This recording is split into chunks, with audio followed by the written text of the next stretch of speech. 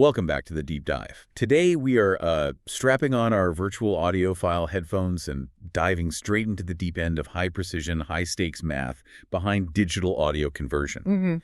We are unpacking the Shebach Sample Rate Converter, or SSRC, utility heralded as, well, the gold standard, often marketed as an audiophile-grade sample rate converter.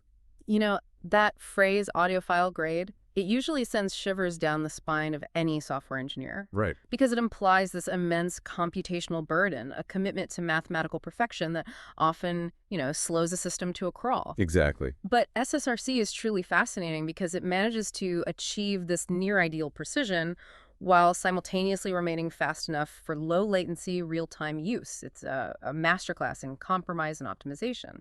Our mission today is to give you the shortcut to understanding one of the toughest problems in digital audio processing, a problem that plagues everyone: converting a pulse code modulation, or PCM, signal between different sampling rates. We've got tons of source material, algorithmic notes, C++, API documentation, and detailed usage specs to really understand how SSRC pulls off this seeming magic trick. We really have to start with the core issue, though.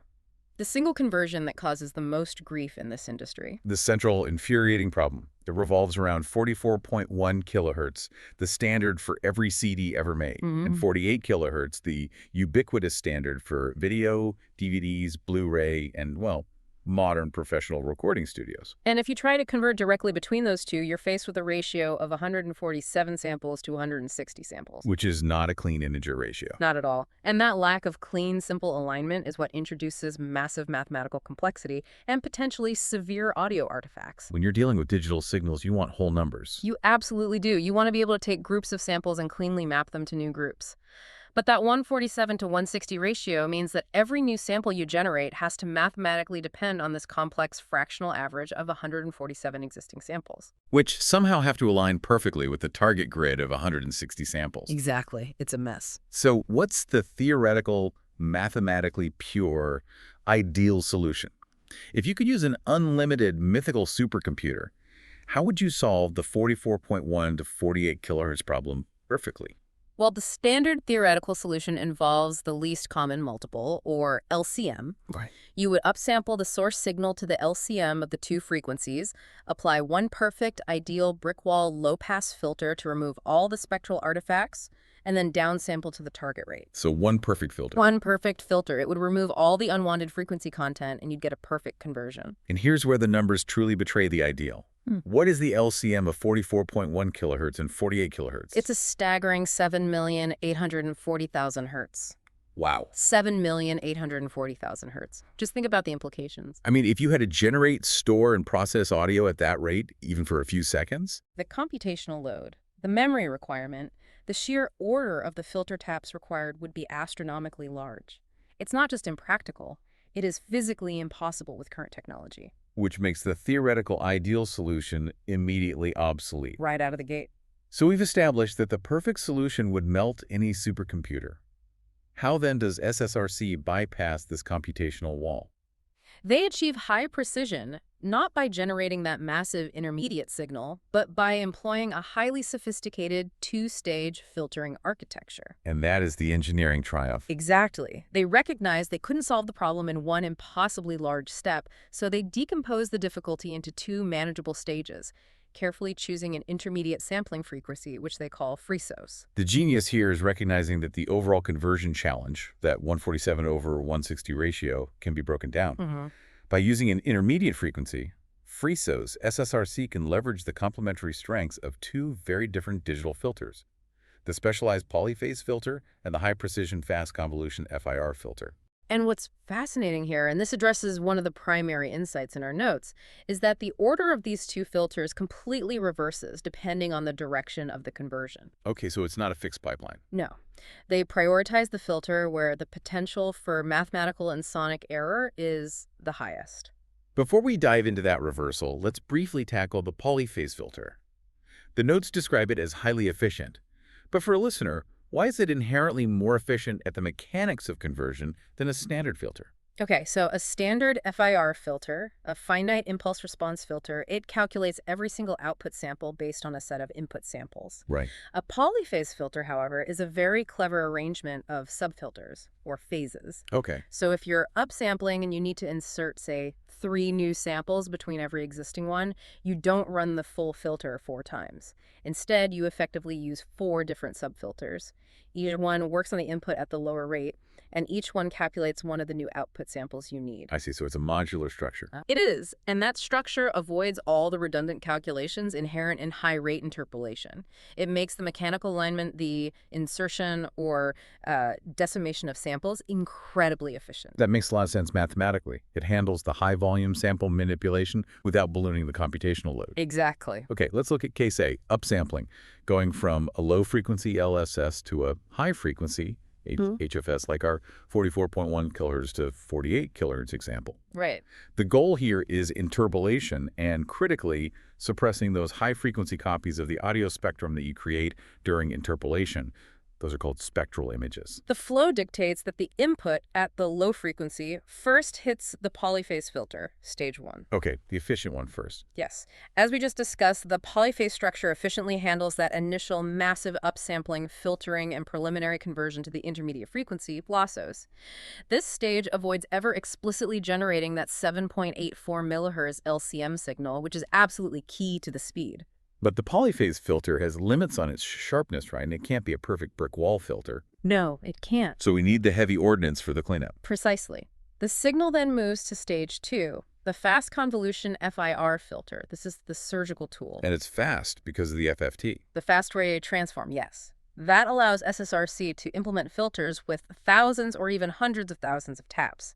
Its role in upsampling is to definitively remove any remaining faint spectral images above the original signal's Nyquist frequency. So it provides that final, razor-sharp, low-pass characteristic needed to ensure the output is sonically pristine. Exactly. Now let's flip it. Case B, downsampling, going from high-frequency HFS to low-frequency LSS, like taking a 96 kilohertz file down to 44.1 kilohertz. Here the primary challenge reverses. The priority switches completely to preventing aliasing. Aliasing is catastrophic. Can you explain what that is? It's what happens when a frequency content that is above your target Nyquist frequency, so half the target sample rate, it folds down into the audible band after you reduce the sample rate. Folds down. Yeah, so if you have a signal at 23 kilohertz and you decimate to 44.1 kilohertz, where the Nyquist is 22.05, that 23 kilohertz signal doesn't just vanish. It folds down and appears as garbage noise just below 22.05 kilohertz. And that pollutes the sound. It pollutes it badly. It's often perceived as a harsh, high-pitched whine or flutter. It's horrible. So, to fight this critical danger, the two filters swap places. The flow for downsampling is input at the high frequency hits the fast convolution FIR stage 1 first. And this is the great reversal insight mentioned in the documentation. Okay. The sharp, powerful fast convolution filter acts immediately as a mandatory anti-aliasing filter. It sharply cuts off all frequencies above the target Nyquist frequency before the decimation even starts. So you have to remove the danger before you collapse the frequency space. You have to, because once aliasing occurs, it's permanent. You can't remove it later. That's the key difference. Aliasing in downsampling is structurally fatal. Spectral images in upsampling are artifacts that need cleaning. That's a great way to put it. So the sharpest tool goes first when you're downsampling. Absolutely. When you downsample, aliasing is a primal danger. You must filter the audio above the new target rate first. If you waited, the garbage would already be baked into the result. Whereas with upsampling, the images are secondary effects of interpolation. Right. They're undesirable noise, but they aren't structurally damaging to the original signal content, so the high-precision filter can come second for refinement. And then once that crucial filtering is done, the signal moves to stage 2, the polyphase filter. Which then handles the efficient decimation, the actual mechanical downsampling to the final low frequency. Since the signal has already been surgically filtered for anti-aliasing in stage 1, the polyphase structure's superb efficiency is utilized without its lower filter order becoming a liability. It's truly an elegant design economy. It is. It optimizes the placement of the computational load perfectly. The right tool is deployed at the moment of greatest mathematical need. So we have our two partners, the efficient polyphase filter for the mechanics and the fast convolution filter for the precision. Let's dig into the details of achieving that precision. The fast convolution FIR filter uses the FFT, which is the foundational optimization. By transforming the audio and the filter coefficients into the frequency domain, convolution, which is normally a slow, complex multiplication process in the time domain, Becomes simple multiplication in the frequency domain. exactly, and this is what allows for those extremely long, high-order filters. The source material details how the filter's shape is determined by the Kaiser window design.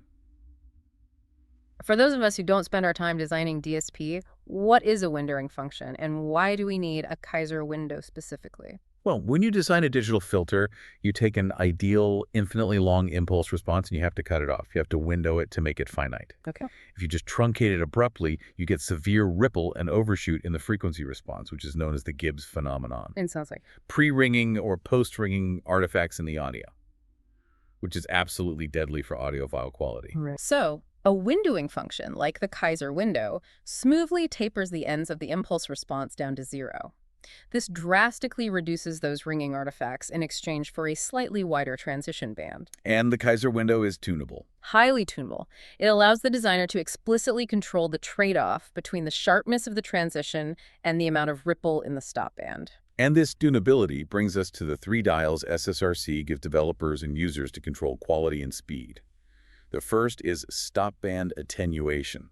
Attenuation is key. It defines the noise floor. It measures how quiet the frequencies you want to eliminate are relative to the main signal, The default for SSRC is 96 dB. which is considered the practical noise floor limit for converting standard 16-bit CD audio. But SSRC offers profiles that go up to 200 dB. 200 decibels. I mean, to put that into perspective, we're talking about noise levels below the fundamental self-noise of most high-end microphones. Below the noise floor of the analog electronics, arguably below the noise floor of the universe itself. So why?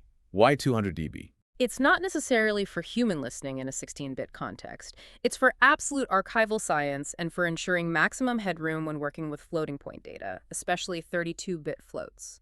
You're ensuring that quantization noise and residual aliasing are mathematically zeroed out to the limits of the software's precision. The second parameter is the DFT filter length, DFT FLIN.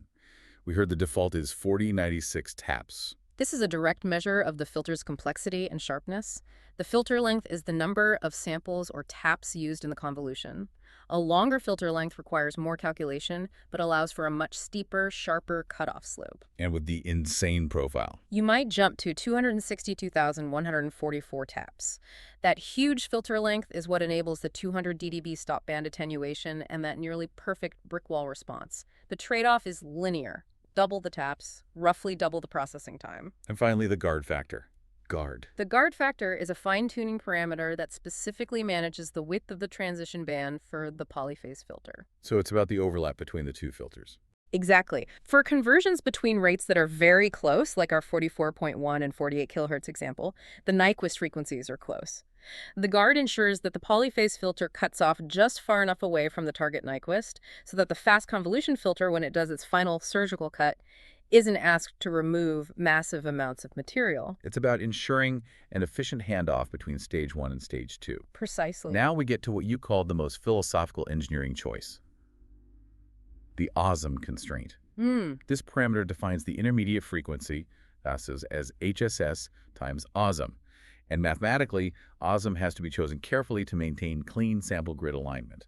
This raises an essential point about the design's focus. If SSRC wanted to handle any arbitrary conversion, say 44 kilohertz to 51 kilohertz, the required intermediate frequency, and therefore the multiplier OSM, might become enormous to maintain whole number ratios from the ultimate LCM. But SSRC imposes a strict performance constraint. It only permits combinations where OSM is less than or equal to 3. And that is the crucial sacrifice. What happens as OSM increases? The intermediate sample rate STOS increases, and the efficiency of the overall system degrades exponentially, especially in the fast convolution stage. By limiting OSM to 3 or less, SSRC makes a conscious choice. And that choice is? We will not support every obscure sample rate combination. We will only support conversions between the standard audio family of rates 44.1, 48, 88.2, 96, and so on. Can we use an analogy here? This sounds like SSRC decided not to build a universal all-terrain vehicle, but Rather, a Formula One race car for a very specific high-speed track. that's perfect. It is. If you design a conversion tool to handle every theoretical ratio, you're building a slow, complex, general-purpose machine. SSRC engineers recognize that 99% of their target audience is converting within the standard audio families. And by imposing that OSM less than or equal to 3 constraint. They guaranteed maximum speed and minimum complexity for those critical conversions, even though they intentionally failed the test for converting 44.1 kilohertz to, say, 73.5 kilohertz. They chose optimized excellence in the common use case over theoretical universality. A powerful engineering choice that prioritizes performance in the real world. That focus on performance naturally leads us to latency. If SSRC is going to be used in a professional live recording setup or integrated into a DAW for real-time monitoring, it absolutely must work with minimal delay. Right. But those high-order, FFT-based fast convolution filters are inherently anti-real-time. They are the source of unavoidable delay. Standard fast convolution has to wait for a full block of input samples.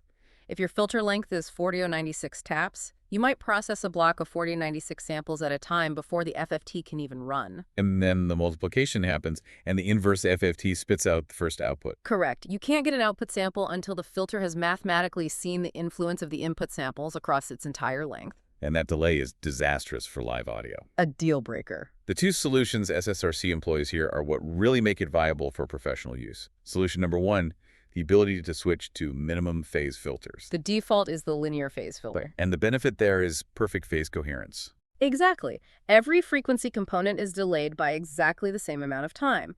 This is ideal for sound quality, but that amount of delay is half the filter length, which is too long for real time. So the alternative is the minimum phase filter. Yeah. What's the core trade-off when we select that? We drastically reduce the intrinsic filter delay. The amount of time needed before the first output sample appears becomes nearly zero. And the trade-off. We sacrifice perfect time alignment. The linear phase response is gone. Different frequencies are delayed by slightly different amounts. But is that audible?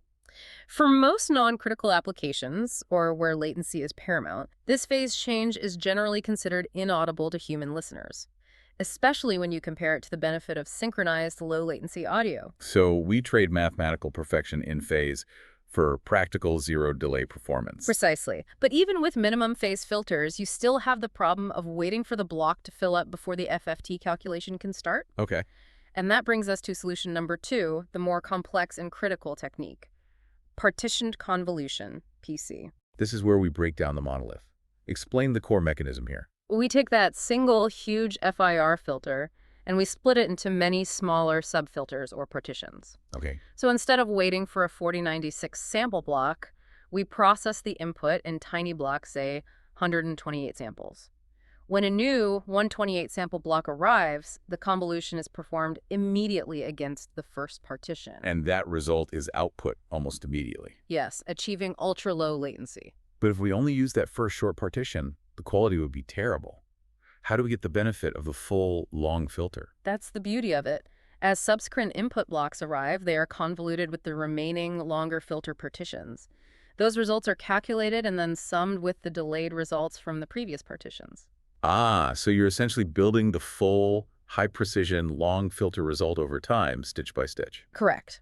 But the listener receives the start of that result almost instantly via that first small partition. So the output is a continuous stream of low-latency audio, but the high-precision math is happening in the background, spanning multiple small input blocks. Yes. The input block only has to be large enough to handle the shortest partition. That sets your minimum latency. What's fascinating is the advanced optimization mentioned. Non-uniform partitioning. Doesn't splitting a filter unevenly introduce enormous complexity in the indexing and timing? It does. Is the latency gain worth the exponentially harder software development? It absolutely is, because it maximizes efficiency. If you split a 65,000 tap filter into 100 equal partitions, you might waste computation because the fast FFT is most efficient when working on block sizes that are powers of 2. I see. Non-uniform partitioning is based on the filter's shape. The beginning of the impulse response, which dictates the immediate response, is split into many small partitions whose lengths are carefully chosen powers of 2, 32, 64, 128 taps. These are processed using lightning-fast, small And FFTs. the long tail. The tail of the impulse response, which contributes to overall precision and the noise floor but doesn't affect initial latency, is grouped into fewer, much larger partitions, 40096 or 892 taps, for example. So you get the quick response from the small initial partitions and the massive computational efficiency from the large tail partitions. That's the idea.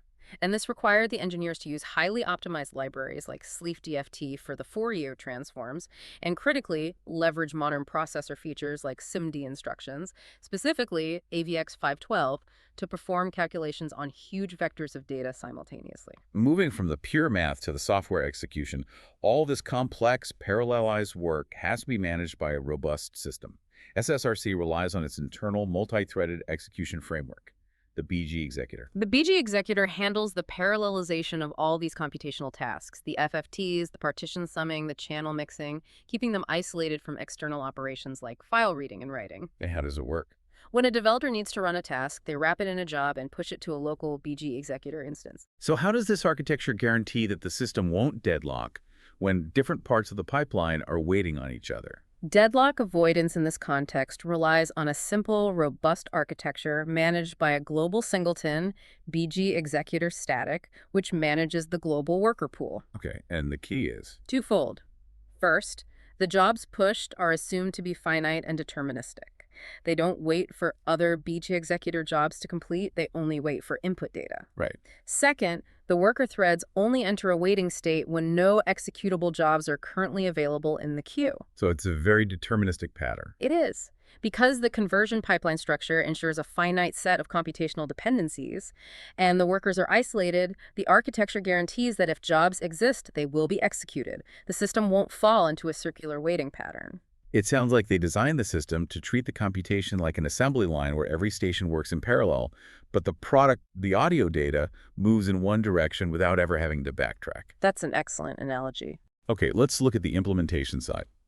SSRC is built on libshibachDisp, a header-only C++ library. This library is structured around the concept of a signal processing pipeline, which is highly modular. The core abstraction is the SSRC stage outlet. This object represents a source of processed audio data, with T being the data type. Every step in the process, the reader, the resampler, the ditherer, the writer, is either in stage outlet or takes one as its input. Which allows developers to build complex audio graphs that are clean and easy to follow. Very much so. So the typical flow is built by chaining these outlets. WaveReader-SSRC, Tether-WaveWriter. Right? This modularity must be fantastic for handling multi-channel audio like stereo. It is, and this is where the pipeline abstraction really shines. The pipeline forks immediately after the WaveReader. Instead of a single stream, the reader provides a separate stage outlet for each channel. So the heavy processing, the resampling, the filtering, the dithering occurs in parallel on these separate monostreams. Which is a massive boost to overall throughput. And the reunification happens at the end. Exactly. The WaveWriter has the crucial final job of merging those separate processed streams back together into a single interleaved file format. You know, left sample, right sample, left sample, right sample, and so on. The way standard WAV containers expect the data to be structured.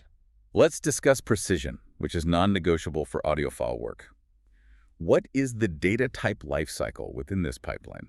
We start with the input file, which might be 16-bit or 24-bit integer. But the calculations are done in floating point. The initial processing stages, particularly the WaveReader and the SSRC stage itself, immediately convert the data to high-precision floating point, either standard C++ float or double, depending on the chosen quality profile. And that high-precision float is essential. It is. You need that massive numerical headroom to perform the complex interpolation, summation, and filtering required by the high-order filters without introducing numerical errors or clipping the internal signal. So the pipeline maintains that floating point precision throughout all the complex stages, but the final output is usually an integer PCM file. That's the critical handoff.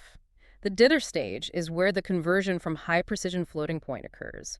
And crucially, regardless of whether the final output will be 16-bit or 24-bit, the dither stage always converts the float data to a universal, standardized 32-bit integer type. INT32T. Why standardize on 32-bit integer internally? It simplifies the back-end architecture immensely.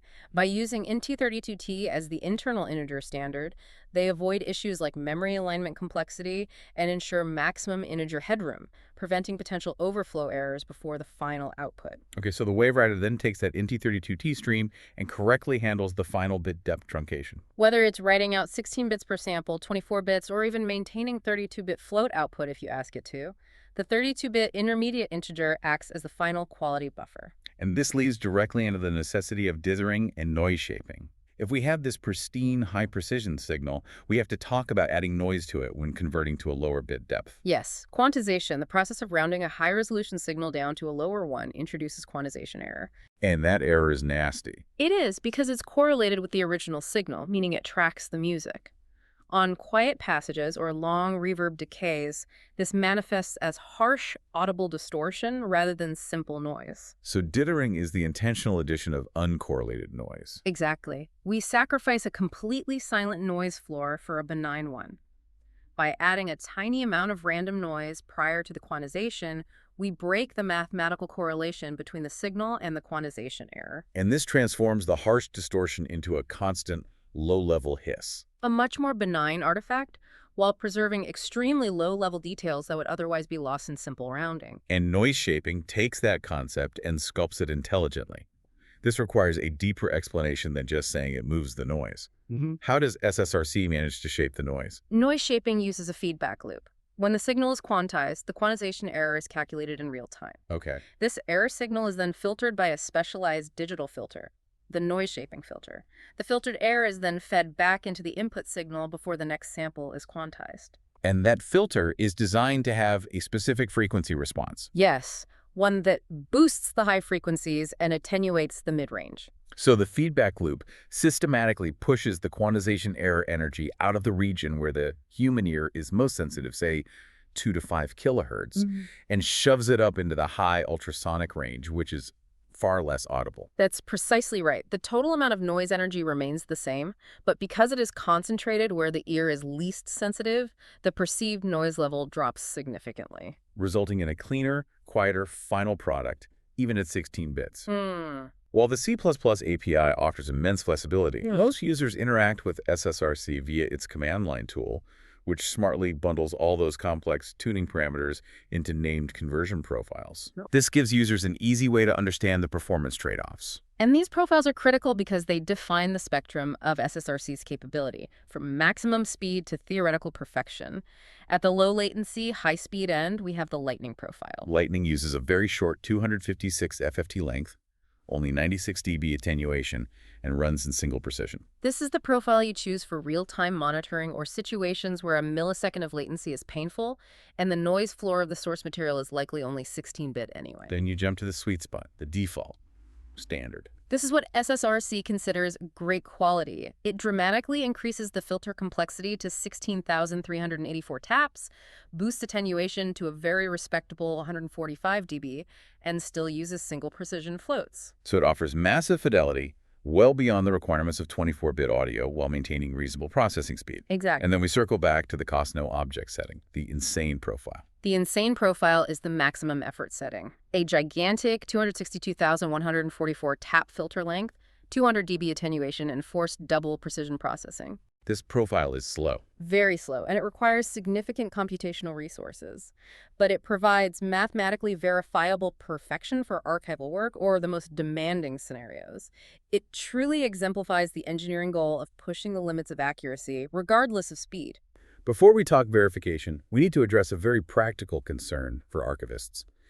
File container limits. High-resolution audio files are massive, and the classic WAV format has a structural ceiling. Yeah, the original RIF WAV container format is limited by its 32-bit address pointers, meaning a maximum file size of 4 gigabytes. And you can blow past that limit instantly. With high sample rate, multi-channel, or very long recordings, absolutely. So SSRC wisely supports 64-bit compatible alternatives. The two main ones are W64 and RF64. Right, Sony's Wave64 format and the standard extension of RFF. If you're using the insane profile on a large project, you must choose one of these 64-bit containers. And for developers who need to integrate SSRC into existing projects written in. Finally, let's talk quality assurance. If you're claiming audiophile grade, you need a rigorous automated way to prove it. The project includes a specialized command line tool, SISA, the spectrum analyzer. And SICE is not just a viewer. It is a quality verification tool, primarily used for automated testing. Its precision is paramount. How so? All internal analysis is performed in double precision, and it utilizes a high-resolution 7-term Blackman-Harris window. Which is chosen specifically because it offers maximum side lobe suppression. Right. It provides extremely high frequency resolution and deep dynamic range, which is necessary to detect artifacts down in the -180 dB range. The power of SICA lies in its ability to check a file against a plain text check file containing spectral criteria. Allowing for absolute mathematical proof of fidelity. Exactly. Each line in the check file defines a constraint: low frequency, high frequency comparison, and a threshold in dB. So you can set a precise spectral envelope.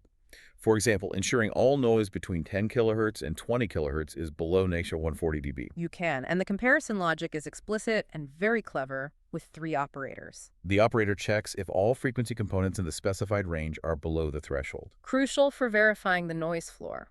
The operator checks if all components are above, which is useful for verifying a desired dither noise floor. And the most important for testing a single tone is the operator. That operator checks if the peak component in that range is above a threshold.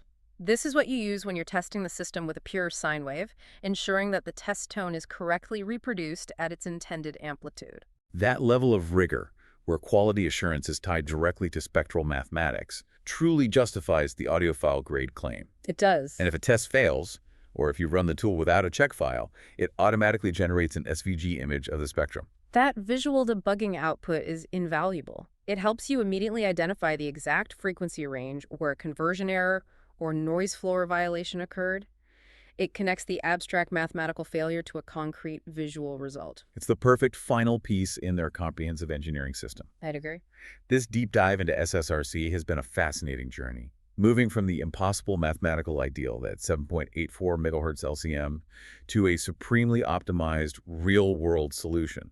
SSRC solved the ratio problem by creating that elegant two-stage filter architecture, strategically placing the powerful FFT filter exactly where the audio was most vulnerable. Whether for anti-aliasing and downsampling or anti-imaging and upsampling. And critically, they mastered latency. They did. By combining minimum phase filter options with the complex, non-uniform partition convolution technique, SSRC can deliver mathematically near-perfect quality, up to 200 dB attenuation, while remaining fast enough for real-time applications. All accelerated by SIMD instructions and managed by that robust BG Executor framework. We saw the immense control given to the developer through the C++ pipeline, the necessity of 32-bit floating point precision internally, and the sophisticated use of noise shaping to push quantization error out of the human listening range. It is truly a fantastic piece of engineering focused on uncompromising quality. And if we connect this back to the philosophical choice we raised earlier, SSRC success really hinges on its deliberate constraint. The awesome less than or equal to 3 trade-off. Exactly. The designers consciously chose to sacrifice absolute universality to achieve optimized real-time excellence in the most common conversions used by the audio industry. This leads us back to that fundamental question for you, the learner, the designer, the architect. When designing any complex system, is it better to choose deep optimization for the 80% of required use cases, even if it means deliberately drawing boundaries and excluding the remaining 20%? Or does striving for that truly universal, albeit slower, solution always yield a better long-term product? Something to ponder as you manage your next high-resolution data transfer.